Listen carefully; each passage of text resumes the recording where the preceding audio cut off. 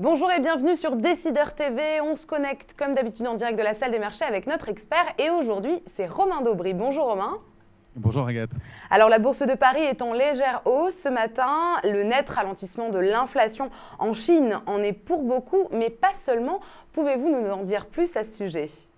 Oui, bien sûr. Alors, effectivement, le CAC 40 a même accéléré un petit peu sa hausse ce matin aux alentours de 3700 points, environ 1% de hausse.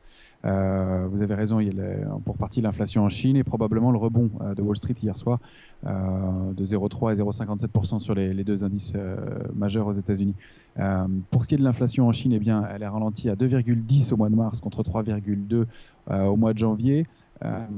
Donc c'est une inflation qui est modérée et contenue, ce qui est très favorable à la Chine, grâce notamment au repli des prix alimentaires et puis aussi à la baisse des prix à la production de 1,90% sur un an. Donc évidemment, ça permet d'avoir une politique monétaire contenue. Et puis en revanche, ce qui pourrait plomber un peu le marché, mais qui n'a pas l'air de faire réagir beaucoup, c'est que la France a enregistré un déficit commercial aggravé ce mois-ci encore, alors que l'Allemagne, elle, en revanche, enregistre pour le deuxième mois d'affilée un excédent commercial. Donc ça, c'est plutôt positif pour le reste de l'Europe. Un mot maintenant sur les supports et résistances à surveiller aujourd'hui. Alors aujourd'hui, il faudra revenir au moins vers 3709, voire 735 pour revenir dans le canal haussier que nous avions entamé depuis le mois de juin dernier. Et on pourrait, dans ce cas-là, espérer un objectif vers 3790 points. Si en revanche on ne parvenait pas à le maintenir, ces niveaux-là, sous 3684, on aurait un risque de repli vers 3666 et puis sur la zone 3600, 570 qui serait des niveaux à surveiller de près puisque ce serait vraiment un retournement de tendance profond dans ce cas-là. À la tête du classement ce matin, c'est TF1. HSBC a même augmenté son objectif sur le groupe. Que pouvez-vous nous dire de plus sur cette valeur qui grimpe ? Eh bien qu'elle était en hausse de 3% environ ce matin à 8,22 €. HSBC, effectivement, est passé de sous-performance à neutre avec un objectif qu'elle a passé de 6,30 à 9,50. Pourquoi ? Eh bien parce qu'après les craintes sur le secteur de la TNT et en publicité et en audience, TF1 avait perdu des parts de marché et en publicité et en audience, eh bien sa réorganisation semble payer. Ces trois chaînes TMC, NT1 et HD1 représentent avec elles 30,2% de parts de marché au mois de mars, donc c'est positif. On peut noter que TMC, qui est le quatrième dans les parts de marché en soirée, est aussi le leader chez les femmes de moins de 50 ans dans cette tranche horaire. Donc elle se repositionne bien, sa réorganisation semble fonctionner. Elle reste du coup numéro 1 en part de marché et en audience. Et puis elle se diversifie, puisque ces téléshopping qui fonctionnaient très bien lui ont permis d'ouvrir des boutiques physiques à Paris et à Lyon notamment, et elle rencontre un franc succès, ces boutiques.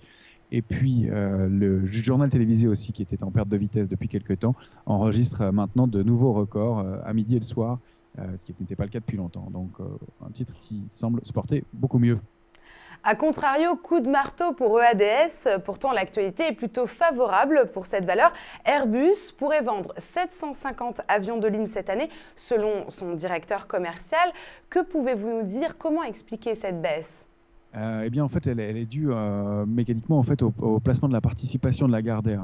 L'accord est trouvé maintenant et Lagardère, qui représente 7,35% du capital, va céder ses parts. Ceci dit, le marché accueille plutôt pas trop mal la nouvelle, puisque le titre qui perdait 4% à l'ouverture ne perd plus que 2% environ à 38 € aux alentours à l'instant. Il faut savoir que ça représente quand même 61 millions de titres, ce placement de Lagardère, à un cours qui est entre 37,35 et 37,95, soit environ 2 milliards d'euros. Donc évidemment, ça a un poids sur le titre.